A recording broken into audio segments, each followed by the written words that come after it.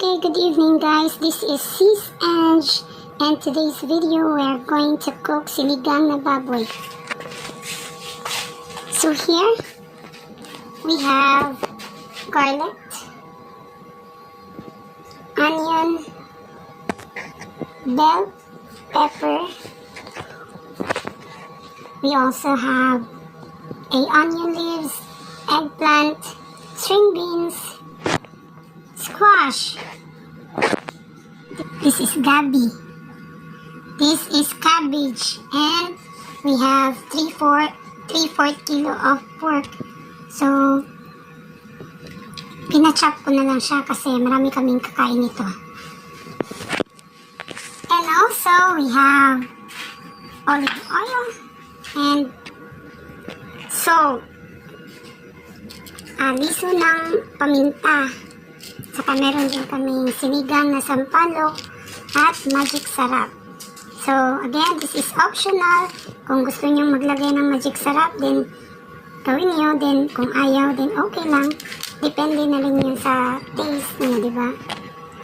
Ayan. Sisimula na tayo. Painitin muna natin yung mantika.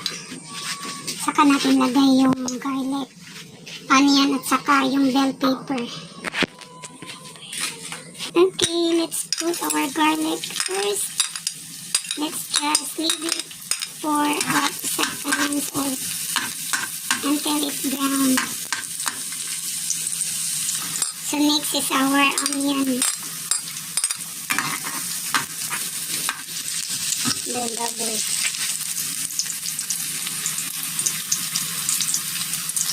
Our bell pepper. And leave it for about 2 minutes. And then our pork.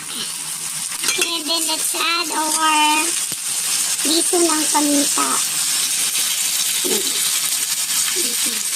Mix natin siya guys para hindi na nalasa kami.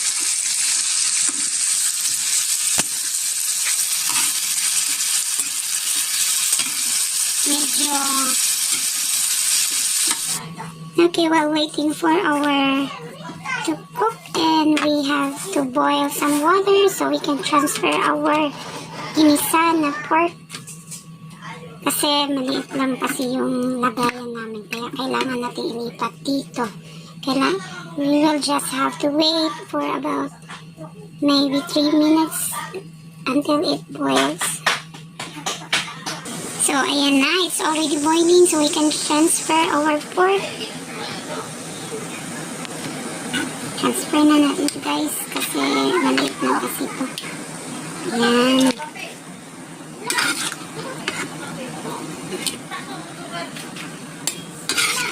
Okay, let's cover this one first, then let's simmer it for about maybe 15 minutes para lumambot yung meat niya. In this side, gigisahin natin yung mga natitirang mga gulay natin. So yan, gabi, tapos yung kalabasa, and the rest.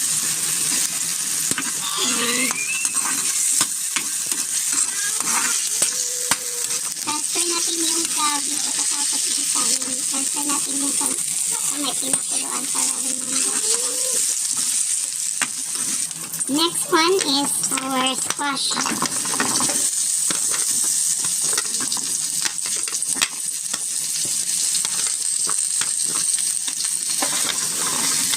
And our string beans.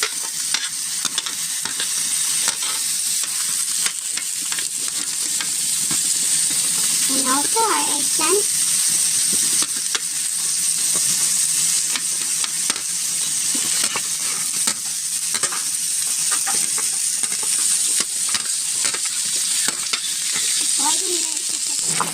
So, check nyo muna guys kung malambot na yung meat niya at saka yung gabi na nilagay natin. Saka natin ilipat yung mga natitira natin mga veggies.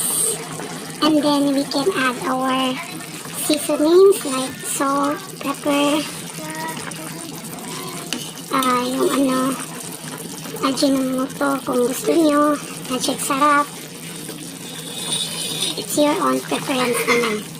And then, hayaan muna natin yan na lumambot.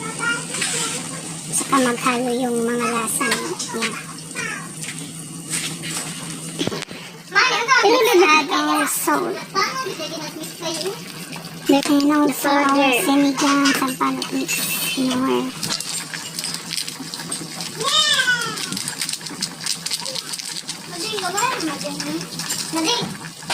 Our magic sarap.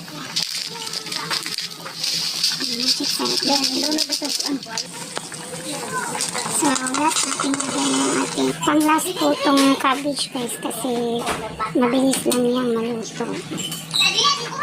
At saka yung onion leaves natin. Last natin ilagay yan. Pareho lang sila, mabilis lang yung maluto. Then let's wait for mga ilang minutes. Then we can serve it.